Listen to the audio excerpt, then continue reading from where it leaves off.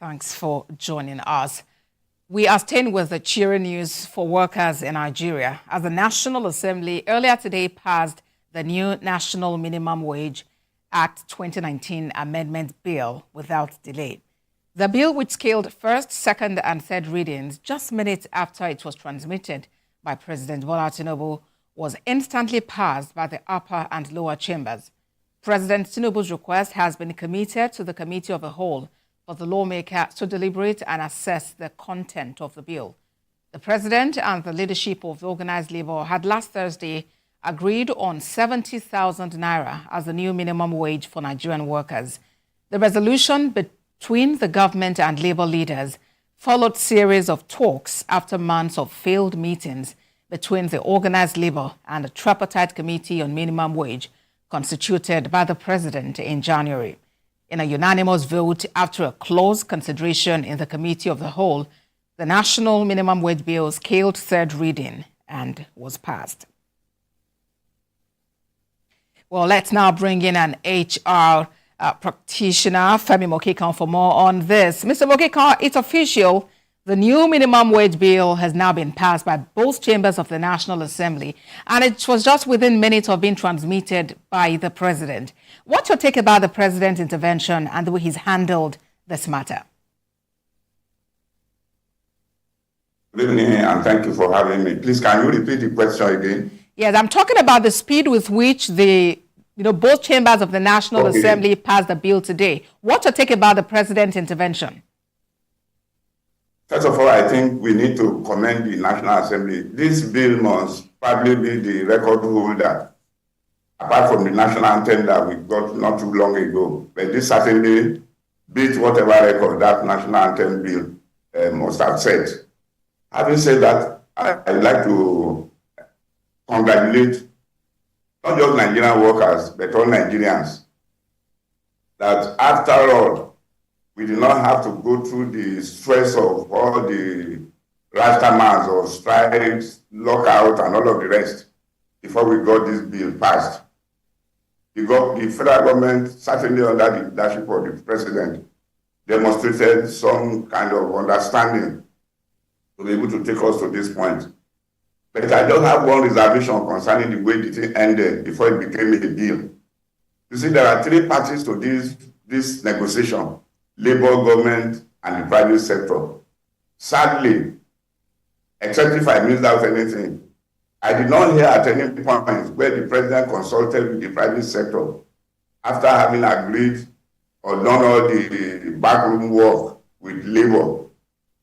All we just had was labor met with government, and government has agreed 70,000. Meanwhile, as at the last meeting of the tripartite, 62,000 was what was on the table. If it was going to change, of course, the private sector should also be carried along. But somehow, as I said, maybe I missed that part of it. But we didn't hear anywhere in the private sector that government has invited the private sector for the same kind of meeting that took place with labor to take place. Of course, that is history now. The impact of it we will see in the implementation. Indeed, Mr. Mokekan. Indeed, all eyes now are on the implementation, well, with the President assenting to it and then eventually implementation. But let's address, these concerns that the private sector and those in the informal sector are actually bringing up about their ability to pay the new wage and, of course, the effect the consequential adjustment would have on them. You see, that is the next stage to it now, because at the end of the day, a bill is worthless if it is not implemented. And for it to be implemented, that's why you make sure you cross the T's and dot the I's in the process of passing it into an act. Having said that, now that this has happened, we wait for the details of the act to know exactly what the position will be, because the two components that I'm aware of now is the figure itself, which has moved from 30,000 to 70,000. That's about 133% jump. And you can be sure that, let's even forget the private sector for a moment. In the public sector, we see here that many of them only recently started to pay the 30,000. But I'm happy that they are now getting more money, and so they are committed as we understand, to pay whatever the minimum wage is that is agreed. I hear you, Mr. Mokikon. You know, there are fears of possible retrenchment of workers. How do you think this can be addressed? You see, the wage bill is certainly going to go up. And what that would tell employers is to now look inwards and figure out exactly how to make it up. You know, it's not very easy. Things are already very hard. It's not easy for most organizations to pass on the additional increase to consumers, to customers. You do that, you do it at your own peril. You will lose customers, and you lose customers. What does it translate to? Reduction in capacity. If there is reduction in capacity, what do? Your capacity includes both the equipment and labor. And if it comes to that, of course, it will be difficult to insist that organizations must hold on to their employees.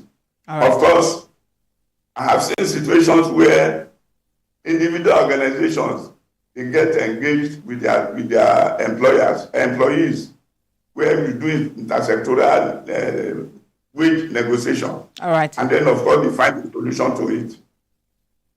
So we hope that, they can sit around the table and just look for some way, to stay in the middle ground and just to resolve all of the issues concerned. It's also helpful to add that the federal government also made a commitment during one of the meetings that the private sector will be given special attention, that there are certain issues that need to be addressed.